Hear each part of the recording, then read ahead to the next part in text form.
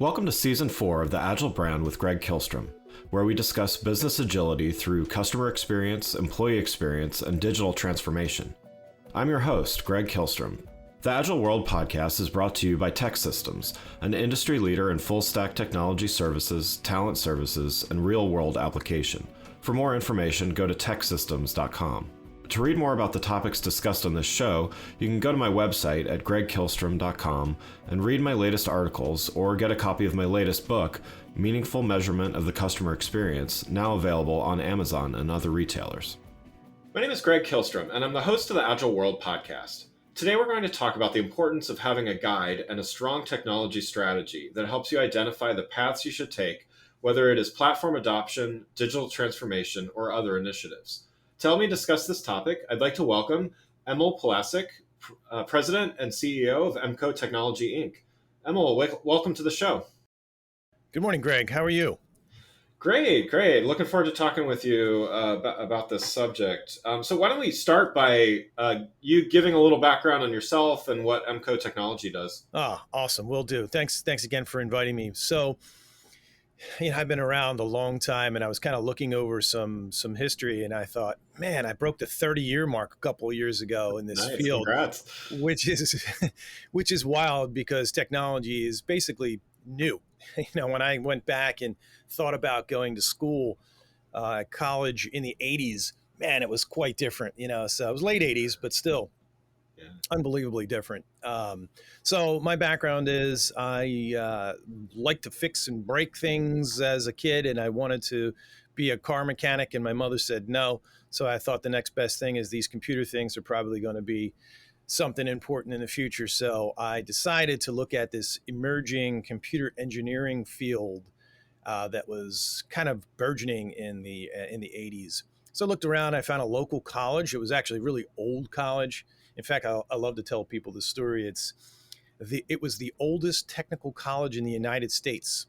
So old that Thomas Edison actually taught electrical principles there when I was in Philadelphia. Yeah, so the name of the college is Spring Garden College. It was Spring Garden Institute down on Spring Garden Street in Philadelphia, where Thomas Edison actually taught. Then it became a college and never really made it to university status. It basically ran out of money in the 90s because they bought an old deaf campus up in Philadelphia that they just couldn't maintain with historical buildings. But yeah. I'm getting way off topic. Anyway, did that computer engineering thing and then entered the computer market in the 90s and really took off, and right place, right time kind of thing. A little bit along the way, I realized I didn't want to work for anybody else, and I decided in the early 2000s to incorporate myself and build my business. Well, let's get into it here and start by defining and talking about this concept of a guide. So despite the perception that technology is getting more seamless and easier to use, often to some extent the opposite is actually true, because there's more systems, there's more connection points, there's more just things to learn, right? So can you talk about this and the business challenge that it presents? Yes, for sure. In fact, that's how my company got started. Back in the early 90s, I noticed that the executives, when I worked at Unisys Corporation, the executives upstairs couldn't really connect the mouse, because back in those days, you had to connect the mouse and then load all the proper drivers, and sometimes it didn't even work. So I thought, geez, I could do that, and I can help these guys. And that's how my company was formed. But really, if you think about it, those connecting mouse problems are gone, and it is incredibly more complex these days, and not getting any less complex. In fact, there is no roadmap anywhere that I've ever seen or talked to anyone about that shows a lessening technology map, right, for the world. It's always getting more and more complex and more deep. So how do you navigate that? A lot of people guess. A lot of people ask their brother-in-law. We're coming up on Thanksgiving dinner. I can't tell you how many conversations I have with business owners after the Thanksgiving dinner when somebody says something, and I got to either talk them off the ledge or explain more about what they're talking about. But yeah, everyone needs a guide, like they need a guide through technology, like they need a guide through financial things or right. Business planning or anything where an expert really knows that field. To think you can do it yourself these days is, has really gone gone away. In the beginning, maybe people could cobble things together and it'd be okay, but today you do it incorrectly and you could lose everything. How do you define that role of technology guide? And there's certainly people internal to the organization. There might even be external vendors already, or consultants or anything. So how does this guide? What is the problem that they solve? Yeah. So, first of all, you have to select your guide or understand who you want your guide to be. It could be a salesman. Sometimes that works. Depends on what that salesman covers. It could be many salesmen, but somebody needs to define that the quality of that information that's coming in. Could be an internal person, but we'll talk more about that. I think as this interview goes along here about internal versus external and some pitfalls. But you need to select the guide that does this thing for a living, and it's becoming so much more important to create a relationship with a trusted person, guide, or organization than just a sales guy or a hired employee. They all have things to do and keep themselves safe with. But a professional organization, or today as we call it, a managed service provider, that's what they do. They manage those services in the IT space provided into an organization, and they have accountability there. So, guide without accountability, I think, is a problem, and that's what we hope to solve. So how is success measured then, when it comes to this? So some of it may be easy because you see a positive net result, but some of this, right, is preventative of avoid it, risk avoidance, or risk, or avoiding making mistakes. So how do you measure success with this? That is actually a great question, because a lot of times we'll walk into an organization that has problems. They'll love the fact that we're engaged and we're identifying things, and over a period of time we make things go away, and next thing you know, guy's not calling us anymore, and he says, what the heck am I paying you for? So Right. that's a really important thing. But beyond that perception and how you view the perception of problems or no problems, these things can be measured, and your provider should be able to provide support tickets, metrics. How many times did your folks call? What kind of items did they call about? How much downtime did you have? Right, you know that. Negative events. So, how many times has technology caused a negative event? Even if it's something that's out of your provider's control, like an internet outage, well, guess what? Your managed service provider should say, geez, we had a negative event. You had an internet outage. And the guy says, yeah, I know, this provider or that provider is known notoriously bad. But your managed service provider should really say, there's a way around that. There's a way to fix that. There's a way to have a multi-internet connection that just never goes down. So if that's really a problem, we can fix that. So, you know, with ticketing and managing who's calling for what and how much time is spent and a report generated, a company can kind of look at that and say, yeah, well, we do use it. I can see that Mary called 5 times about this particular thing, or maybe 5 different things, and we're not repeating calls. We're not having the same problem over and over again, and I can measure the quality of my day to day based on these reports I'm getting that show me that my people are utilizing these services correctly. They're getting serviced in an appropriate amount of time, and by the way, I don't lose sleep at night. If I'm the business owner, I don't lose any sleep. I'm not going to bed wondering what's going to break tomorrow and take me down, and how long will I be out, and how much money will I lose. So there's a certain amount of confidence that you should feel, and a certain amount of comfort. And if you don't have that, that's a trigger that you should have that. And then if you can't get metrics to really look in there, that would be a problem. So all those things need to be transparent and provided, along with your gut. Right, your gut should tell you what's happening in your business from a technology standpoint. Let's dive in a little more on this decision making process, because that's a big part of this. So making the wrong technology decisions can be difficult for the business and the employees within, as well as potentially customers. It can be costly. It can take months, if not years, to undo or redo. or perhaps try to rig a current system to work effectively just to like justify investment and things.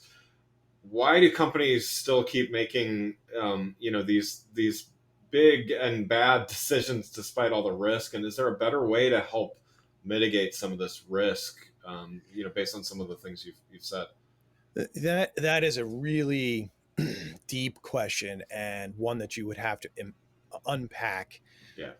And it's different but similar from organization to organization. So, what I see as the guy who walks in the door and talks to people is I see all kinds of different people. I see people that have a control need. I won't call it a control issue, but I'll say that they have a need to control. Right. So I go in and talk to someone, and if it means that they have to give up a little control to someone else, they may not do it. May not be willing. And that lack of ability to release a little bit of control to an expert, or at least someone who claims to be an expert but has a little bit of skin in the game and there is accountability there, that could be a fatal flaw. So if you are this guy, or you employ someone who makes tech decisions in your company that just must have full control all the time or understand everything, then really you're limited to the speed of that person and the capabilities of that person to figure out in this area that they're not an expert how to keep the company safe. And that could be a fatal flaw. And I've seen that. So I'll go in, I'll talk to somebody, they won't get it, and then they'll go off and try to do it on their own. So that control blends into confidence, right? I'll come into a guy who maybe doesn't have a lot of confidence in vendors, doesn't know how to trust a vendor, doesn't know how to hold a vendor accountable, doesn't know how to measure a vendor, or even put a vendor on notice. In other words, like, okay, listen, I'm going to give you 30, 60, 90 days to correct this issue. And if I don't feel comfortable along that process, you're out of here. So you're going to win or lose. And we're going to do that on a regular basis. And I'm going to measure you based on my perception of success. So you better convince me. Right. And then the last thing is perceived high cost. So, I think a mistake that a lot of us make, and I am too, guilty of this sometimes, is I'll go in and I'll see the full picture of where this company needs to go because I've done it before. This is not my first time talking to an organization with a particular issue, and I'll see way down the road, and I kind of try to sum that up for the person, but they can't handle that. They can't bite that elephant in one bite and win. Right, so they have to take a little bit of chunks along the way, and I have to walk them through the process correctly of steps to take and cost along the way, and we can budget it and space it out so that it fits. But if we jump all the way to the end, sometimes that high cost perception will push a decision maker into pausing, or being paralyzed by analysis. That I have to go analyze this a little bit more, and that could be a problem. So again, I think it's the success of the sales process as well as the confidence and experience of the organization to walk and understand who they're speaking to and walk that person through that process so that we can identify, who the decision maker is in the company, speak to that decision maker, let them feel comfortable. Hopefully they listen to your plan and want to proceed. If they do those things, they'll have success. If they pause or stop or redirect at any point in time, that's where they get into that statement you made about why do they make wrong decisions? Because something along the way has hung them up. They don't realize where they are in that process, and they can't get past it. So they just do what comes natural. Are you a believer in like pilot projects, or starting small and stuff like that? Yes, a lot of times. So an organization will come to me usually in one of two modes or states. The first state is I'm thinking about doing some stuff. I'm thinking about making some changes, and what do you got? What can we do? And that's kind of a start small, start slow. Handle this thing for me. Why don't you come in? We got this nagging thing over here, this server problem. It's constantly having a problem. Every week it has a problem, and my other guys can't seem to fix it. Take care of that for me. Let me see how you're doing that. So that's one way. And coupled with that could be a proof of concept. Like we might introduce some new technology like virtual desktops. I'm going to get a little deeper into the tech here than we need to, but they may say, gee, what is this thing? My brother-in-law just talked about it at Thanksgiving table. how can I see it? Well, we might produce a proof of concept, which is a smaller project where they can actually see and utilize some test virtual desktops that we create, see how they work. Yeah. Is it okay? And then the other kind of guy is an urgent guy. I'll go in, there's an urgency. Like, dude, it is not working here. We need you guys in here. You've got to fix this thing. You've got to take over. I don't care what it takes. Can you do it? Can you hostilely take over from this guy who's got me held hostage? And yes, we can do that. And that's kind of an all in. And you got to be careful. You can't back up the dump truck and just dump all these things on the guy. You have to, portion that out and slowly feed him. But that is a thing where you're jumping in knee deep right out of the gate, and you have to proceed with caution so that you don't blow him out in the process, but solve his problems to keep him safe. What are companies overlooking in this process that they should be paying more attention to? Like what would make it easier, let's say, when you're going into an organization, like how do they even prepare for hiring a guide or a company to help them or stuff like that? So that's another great question. And it is not a single technology or even an approach to technology.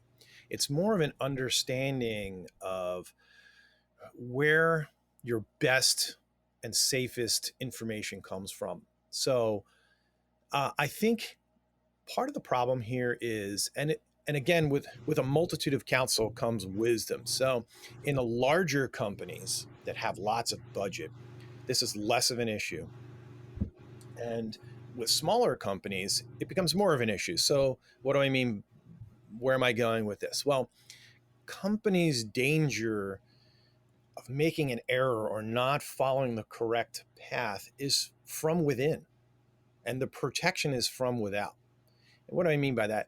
If you put yourself in the situation and you have a company and you're rolling down the road and you have some success, so you kind of beat your chest a little bit, like, hey, I'm a leader in this thing and I'm doing really well, and I've got this business here trucking along. I've got all these people working for me, and I want to get my arms around this technology. What I'm going to do is I'm going to look out there and I'm going to find the best guy or girl, technology guy or girl, and I'm going to hire them into my company. And I feel like if I've got them here sitting next to me, that they are really going to be my answer. This is my answer, right, to my problems. Yeah. And they're going to work for me, and we're going to work for the same company, and we're going to pull in the same direction, and they're going to keep me safe in this area that I don't really understand, but it is very important to my business. And I would buzz the buzzer on that one. I would say, not good. Right. Because that guy or girl is stale. As soon as they walk in the door and they start to get into your environment, and maybe, it takes a year or less, but that's it. That's all they get exposure to is your environment. And by the way, they're going to be looking to protect themselves along the way. Never are they going to expose themselves to you like, oh, I made an error. And their whole goal every day is to kind of tell you to buy things so that they can experiment with those things in your network. Yeah. So that they can build their knowledge base and then maybe get you what you need if and nobody's really checking. You can't check them.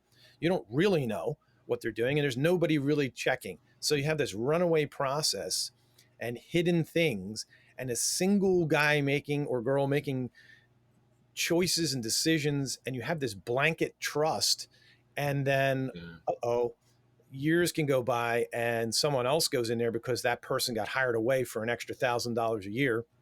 Because again, there is no, you put all your trust in them, but they surely did not put their trust in their career with you, and they're gone. And then you realize, oh man, all these years, this thing has been going on. So from without, an organization from without that is responsible, that is held accountable, that can prove themselves, that can talk to you about new things, that is exposed to the world of stuff, that can cut away. And this is kind of what we do. We take away the bulk of technology, 80% of the technology that doesn't fit in your organization. We focus on the 20% of the technology that does fit in your organization. And why do we know it fits? Because that's what we do. So all the 80%, we can kind of say like, look, don't really focus on that. We can talk a little bit about it, or we can do a demo, or we can do a proof of concept in that area. But really, you're going to waste some time on that. We've really narrowed it down to these things that work in your vertical, that work in your business. But that blanket trust, I think that is a false sense of security, that trust from within. Does that make sense too as you think about that? Yeah, absolutely. And so there's the concept of like technical debt, obviously, which is more software related. But I think you're touching on something. Just talking about the that one person. I've seen this countless times. That one person leaves, and then all of a sudden it's like, well, why were we doing? Why did we make this decision for 5 years? Oh, well, they said it was the right thing to do, or they Mm-hmm. didn't like this other product, or it's some subjective Mm-hmm. thing. So just kind of from a technical debt perspective, it's difficult for a leader or an executive to be, unless they come from an engineering background or something like that. It's hard for them to be an expert in. They're not going to review lines of code, and they've got to put some trust in other things. But I mean, do you think that this? I don't even know what to call it. Maybe it's knowledge debt, maybe it's strategic debt, or something like that. But do you think that some of that onus falls on leaders to, are they looking away and not paying as close attention to, are the decisions being made by members of the team not aligning to strategy? And again, are they looking the other way when someone just says, "Oh, well, I like this, not this, so let's do it," and they're like, "Okay, yeah, they're the tech person, so Sure. trust." Like, what, I guess, what's the onus on leadership in this? So it's kind of obvious. You have to put your trust somewhere. So Yeah, you just have to identify who you are in this. Right? When we're talking about these different folks and mindsets that I encounter, and as a business person, where do you fall? Where do you put your trust? Where is your control level? Where is your confidence held? And if you say to yourself, well, I'm just going to trust the employee that I hire, then you own that. You yeah, own it. You own yeah, it, good and bad. You might win sometimes, you may lose sometimes, but you can't go back and punch the tech guy in the eye because he did what you told him to do and he took the trust that you gave him and ran with it. You trusted him. That's your fault. So, what do you do to protect yourself? Well, you know what? You got a great guy who works for you, a great girl. Let's say Mary is your technology director, and she's or lead tech, and she's like one of a small group or even a single person in an organization. How about offering Mary some help? Like, yeah, hey, listen, talk to EMCO. Uh, we love Mary. We're talking to you about this, but we don't want to displace Mary. We just want to make sure Mary's okay. She has what she needs. And oh, by the way, Mary needs to take a vacation from time to time. She really hasn't. And we're nervous because when she goes away, she has to keep her phone and we call her. And, if she's not right, available, we can't. So, how do we get her help? How do we build her up? And how do we secure the organization at the same time? Well, great. I mean, look, we'll come alongside Mary. We don't want to replace Mary. In fact, we'll talk to her. Mary, look, we're not here to replace her. We're here to, we got your back kind of thing, right? We're going to teach you new things. We're going to help you get projects done. Look at this big spaghetti mess you got going on over here with these wires. You shouldn't have that. We'll come and clean that up for you so it looks good. So when people walk in the door, they go, oh, that's where our money's going, not in that big spaghetti ball that we used to have in here. And I don't even know what that is. It actually looks good, and I can actually show a client my rack instead of not showing a client my rack. And Mary, when you are not in the room, we're not going to talk badly about you, right? We've got your back. We're in it together, and we expect, we're not in the room and you're talking about us, you're going to do the same thing. So what happens there? Well, Mary is better, EMCO is better, and the company is better. The company is going to have what they need, and everybody's got a backup person here. We're not there every day. Mary's the front line, but Mary's got some depth now. She's got this organization behind her that helps her learn, helps her do. No big project is too big anymore. And if she gets underwater with a tech issue, boom, we're there to help her. And the organization is better served. Plus, that CEO, that owner can call us in at any point and say, tell me what's going on here. Tell me how I am. What do I need to do? Am I safe? How's Mary? What does she need? And he can do that now of that in that organization and really get a feel for what to do next and how protected he is. yeah, yeah. I love it. Well, one last question before we wrap up here. What's a resource that our audience can read, watch, listen to, whatever the medium is, to learn more about some of the things we talked about today? Well, I'll tell you, I struggle with giving people this kind of information because there is no perfect answer there. Sure. So you got to kind of look around and do things. You can hit the mainstay, the computer world, if you will. That's a periodical, Right. old world periodical, been around a long time. So computer world, you can check there to see what kind of articles are going on. Or Biz Tech, that's part of CDW. I believe they're connected. CDW is a retailer. Now, all these guys want to sell you something. So there's got to kind of going to be articles in there that kind of lead you towards buying things. You can actually look into managed IT, like what are the managed IT providers learning? You could look at that. And there's a managed IT mag out of the UK. I think it's managedit.co.uk. You can kind of look at that and get ideas, or you can just browse YouTube and kind of see what kind of tech things are going on. But I think if you really are an organization serious about learning these kind of things, you've got to find a provider like EMCO Technology that can answer some questions or talk to you about a specific thing or talk to you about what's important. Companies that are big get hit by ransomware, and they shouldn't. I'm always surprised when a huge organization gets ransomed. Well, we've been protecting our customers for a long time, so maybe you should look at emcotechnology.com and maybe check out our blogs, or maybe even ask me for some time to talk. And I think a combination of, if you're serious now, a combination of looking around at some stuff, if technology, is important to you, or kind of seeing the trends, what's hitting the news, and you'll get that through some of these tech rags online. But then engaging an IT provider to say, break this down for me. What does this mean? I'm kind of nervous and I want to talk to you about these things. That's free. Most technology companies, even me, will talk for free. So if someone engages me on my website and wants to talk to me, I'll have a conversation with them. And most likely I'm going to tell them enough stuff that they're going to be like, yeah, I got to do some business with you. That we got some stuff to talk about, and it's going to lead somewhere. Emil, thanks so much for joining the show. For those listening, what's the best way for them to keep up with you and what you're doing? Well, thank you. EMCOtechnology.com. So EMCO technology.com. Go there. It's our website. You can contact me. You can take a look at some of the blog stories we've got on there. We're kind of updating that all the time, but that's a great spot to figure out what we're doing and connect with me. Great. Well, again, I'd like to thank Emil Pilacik, President and CEO of EMCO Technology, Inc., for joining the show. Thanks again for listening to the Agile Brand with Greg Kihlstrom podcast, brought to you by Tech Systems. If you enjoyed the show, please take a minute to subscribe on your podcast channel of choice and leave us a rating so that others can find the show more easily. You can access more episodes of the show at www.theagilebrand.show. To get a copy of my latest book, Meaningful Measurement of the Customer Experience, visit my website at gregkihlstrom.com. Until next week, stay agile.